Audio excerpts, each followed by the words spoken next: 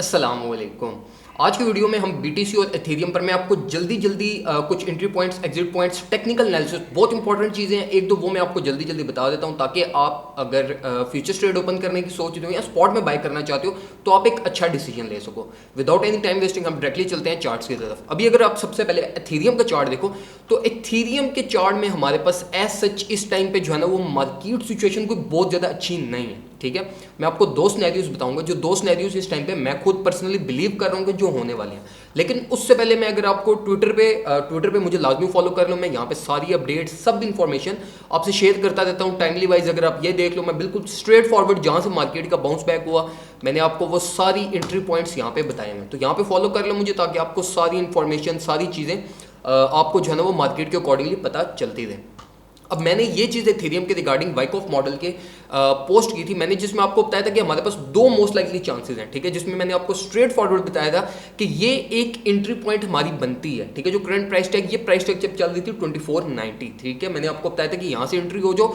यहाँ पे हमारे पास जो दो पॉसिबल सिनेरियो थे वो एक ये थे कि एक हम ये नेक्स्ट फेज में इंटर हों लोअर से, या हम नेक्स्ट फेज में इंटर हों ये इस हायर से। ठीक है, और मैंने आपको ये भी बताया था कि हमारे पास मोस्ट लाइकली चांसेस यही हैं कि हम जो है वो नेक्स्ट फेज में अपर साइड से एंटर होंगे। ठीक है, तो अगर हम ये रियल टाइम पे अगर हम एथेरियम चार्ट पे देखें तो बिल्कुल परफेक्टली जो है ना वो मार्केट इसी सिनेरियो को रोल प्ले करते हुए हमारे पास ऊपर जा रही है। अब ये नेक्स्ट फेज में इंटर होने के लिए हमारे पास सिर्फ 4 डेज लेफ्ट है। ठीक है, 9 to 10 डेट के बीच में हम ये इस नेक्स्ट फेज में इंटर हो जाएंगे। तो मैं अकॉर्डिंग टू करंट मार्केट में एक्सपेक्ट यही कर रहा हूँ कि हम जो है वो ये अपर फेज में यहीं से इंटर होंगे, बिल्कुल ये नैरो एज से बिल्कुल करीब से इंटर होंगे हम नेक्स्ट फेज में।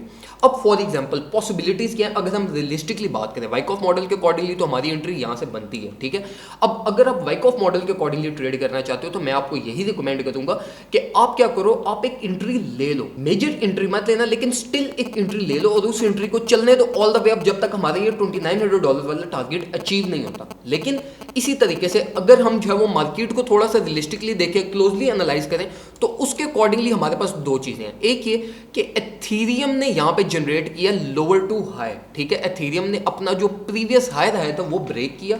ठीक है, एथेरियम ने एक न्यू लोअर जनरेट किया और उसके बाद एथेरियम हायर में आया। ठीक है, अब इसका सिंपल वर्ड्स में मतलब ये है कि हमारे पास जो ये पूरा पैटर्न चलता हुआ जा रहा था ना लोअर टू हायर का, ये हमारे पास ब्रेक होके एक न्यू पैटर्न जनरेट हो रहा है यहाँ पे। ठीक है, एक न्यू हमारे पास पैरेलल चैनल को जनरेट होगा।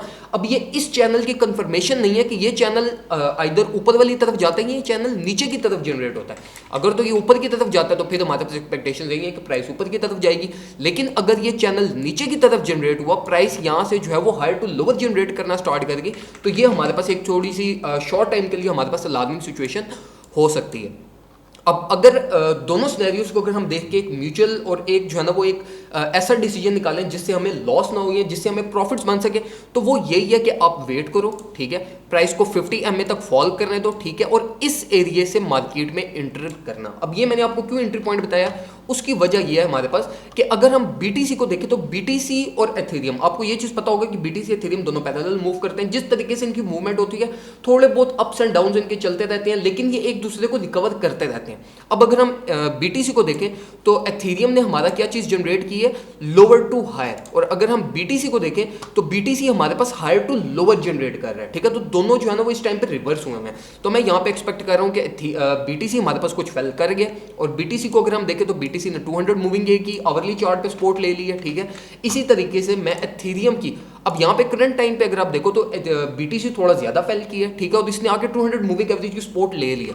तो मैं यहाँ पे ये एक्सपेक्ट कर रहा हूँ कि बीटीसी यहाँ से बाउंस बैक करेगा, कुछ ना कुछ बाउंस बैक करेगा। और जितना मैंने आपको कल की वीडियो में भी बताया था कि इंटर हो जाओ और 200 मूविंग MA को अपना टारगेट, तो यही सिमिलर चीज मैं शॉर्ट टाइम यहाँ पे भी एक्सपेक्ट करूंगा कि अब अगर बीटीसी यहाँ से बाउंस बैक करता है तो इसको जो रिजेक्शन मिलनी है वो 200 मूविंग एवरेज है। लेकिन जो इंपॉर्टेंट चीज है वो ये है कि एथेरियम जो है वो हमारे पास इस टाइम पे जो है वो फॉल नहीं किया। ठीक है, जिस तरीके से हमारे पास बीटीसी की करेक्शन हुई है उस तरीके की हमारे पास एथेरियम की अभी तक नहीं हुई। तो मैं एक्सपेक्ट कर रहा हूं कि एथेरियम कुछ हमारे पास ये 250 मूविंग एवरेज तक फॉल करेगा, जो कि हमारे पास 2500 या 2490 के राउंड अबाउट हमारा एक एंट्री पॉइंट बनता है। अब ये चीज याद रखना कि ये जो मैं आपको ये टारगेट बता रहा हूं ना, ये ऐसे टारगेट हैं जो हमारे पास टेक्निकल एनालिसिस के अकॉर्डिंगली आ रहे हैं। अब इनके हिट होना, ये हिट हो ना हो, इसकी एक्यूरेसी हमारे पास नहीं होती। ठीक है, तो मैं आपको ये रिकमेंड करूंगा कि जो एक आपका एंट्री पॉइंट बनता है ना, वो हमारे पास जैसे जैसे टाइम गुजरता जाएगा 50 मूविंग एवरेज ऊपर की तरफ आती जाएगी।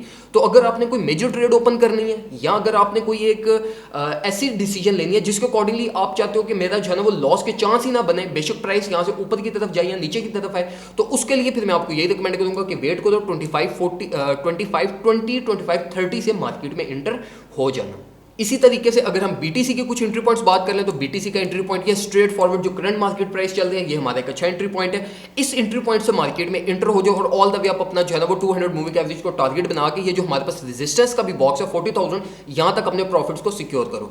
अब मैं शॉर्ट टाइम में ये एक्सपेक्ट कर रहा हूं आने वाले 3-4 दिनों में एटलीस्ट मंडे तक के प्राइस जो है वो कुछ ना कुछ ये इस रेड लाइन से हमें रिजेक्शन मिलेगी जो कि 41,500-800 है। अब ये जो चीज मैं आपको बता रहा हूं ना, एक्सपेक्टेशंस का वर्ड यहां पे मैं यूज करता हूं, ये चीज ये होती है according to my personal trading experience, ठीक है, जो मेरा ट्रेडिंग एक्सपीरियंस होता है, जिस तरीके से मैंने मार्केट को एनालाइज किया हुआ है कि मार्केट इस तरह के कुछ सडन मूव लेती है, तो उसके अकॉर्डिंगली जो मेरा एक्सपीरियंस है उसको अकॉर्डिंगली मैं एक्सपेक्ट कर रहा हूं कि मंडे तक हमारे पास कुछ ना कुछ जो वीकेंड पंप्स होते हैं ना वो हमें ये कुछ ना कुछ $41,000 तक ले जाएंगे और इसी तरीके से हम एथेरियम का भी कुछ ना कुछ हमें ये रिजेक्शन या इसी $2,900 से मिलेगी। तो इसलिए मैंने आपको सबसे पहले यही कहा था कि एक छोटी सी ट्रेड अपने जो प्रॉफिट्स हैं, मेरी जो ट्रेड चल रही थी एथेरियम की वो मैंने कुछ जो क्लोज की थी 2680 पे शायद मैंने अपनी ट्रेड क्लोज की थी और उसके बाद मैं 2680 से ही मार्केट में दोबारा एंटर हो गया था।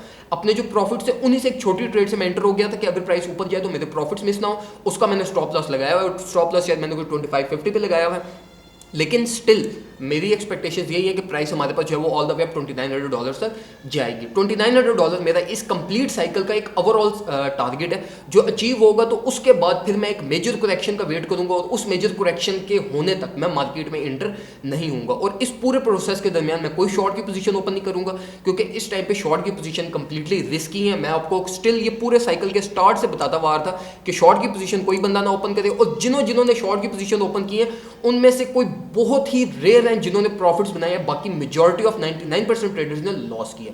तो मैं आपको भी यही रिकमेंड करूंगा कि जब तक ये पूरा साइकिल एक डंप नहीं आ जाता हमारे पास मेजर डंप, तब तक मार्केट में एंटर ना होना, ठीक है, क्योंकि हमारे पास मार्केट फ्लो अपवर्ड है तो हमारे पास अपवर्ड फ्लो के अकॉर्डिंगली आपको चलना चाहिए। तो ये इन्फॉर्मेशन थी जो मैं आपसे जल्दी जल्दी शेयर करना चाहता था। वीडियो को लाइक करो, कमेंट सेक्शन में कोई और चीज़ पूछना चाहते हो वो पूछो और चैनल को सब्सक्राइब मस्ट करना। थैंक यू सो मच, अपना ख्याल रखिए, अल्लाह हाफिज़।